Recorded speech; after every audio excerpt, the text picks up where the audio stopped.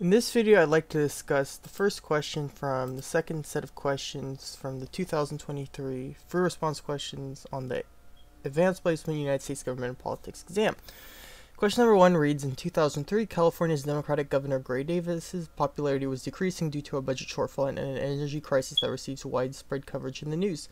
As a result, Republicans in the state initiated a recall election of the governor by gathering over 1 million signatures. Recall is an electoral process by which citizens can vote to remove elected officials before the end of their term.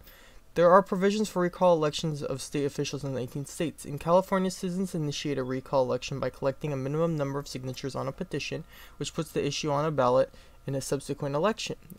If a majority of the voters chose to recall the elected official, then that official is removed from office. In California, the recall ballot asks voters 2 separate questions. Should the governor be recalled, and if so, who should be the new governor? The front-running candidate to replace Governor Davis was action movie star Arnold Schwarzenegger, a Republican. Schwarzenegger announced his candidacy on a popular late-night television program, and his celebrity status drew national media attention.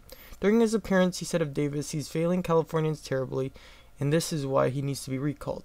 With the understanding that California had more registered Democrats than Republicans, Schwarzenegger strategically focused his campaign on his own personal story as a self-made immigrant and distanced himself from national Republican leaders. The final vote, Californians voted to recall Governor Davis, and Schwarzenegger was elected as his replacement.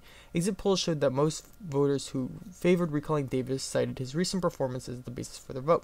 After reading the scenario, please respond to A, B, and C below. So A asks, describe the model of voting behavior that best reflects most voters' choice to recall a governor in the scenario. And what I would say for this one is the retrospective model of voting behavior best reflects most voters' choice to recall the governor, as voters chose to recall the governor based on his recent performance. So all the models of voting behavior, it would be retrospective because, as it showed in the last sentence, exit polls showed that most voters who favored recalling Davis cited his recent performance as the basis for their vote. So basically, they're basing their vote on for this recall on recent performance, or retrospect, looking back at past performance of this government official. B asks, in the context of this scenario, explain how the media's role as a linkage institution might have affected the voting behavior described in Part A. What I would say is, with the media covering the budget shortfall and energy crisis heavily, the voters who consumed the media were heavily influenced by the coverage to support the recall. So basically, you're looking at the media's role as a linkage institution. Media linking the government to the people in a few ways, and really linking, having a linking back to the government from the government to the people, showing what the governor was doing, what was happening to Californians, and possibly showing more truth to Californians than the governor revealed, and that affected whether people recalled, because if there's an issue going on, you're more likely to recall the government official than if there's no issue. And C asks, explain how the electoral process for removing Governor Davis is different from the process for removing the sitting president of the United States.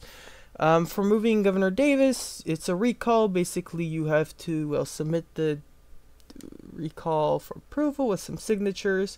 Then you have to get, I think it's around 12.5% of the people who voted in the last governor's election, the gubernatorial election in California, I could be wrong, but some percentage of voters that, you'd have to collect a recall, and you'd have to, people would have to sign their name for a recall, and then you would submit that, and then it would, a certain amount in each county requirement for signatures, but you submit that. If you get enough, then your ballot, then the recall goes on the ballot. Voters vote to recall, and if the voters have a majority to recall, then they vote for, then, it's whoever the voters in that same ballot where they vote to recall, the candidate that was picked the most for the replacement.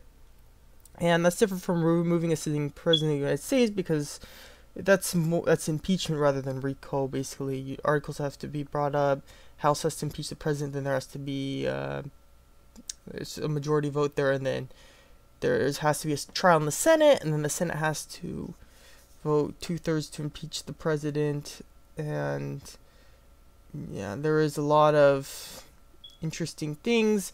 I guess the smaller points, the process, if you're recalling someone, they have to be in office. Well, we see impeachment for a sitting president, they don't actually have to be in office. So That's also a difference. And the difference, one, is the voters are specifically picking in a recall, while elected officials or Congress is picking for an impeachment of the president.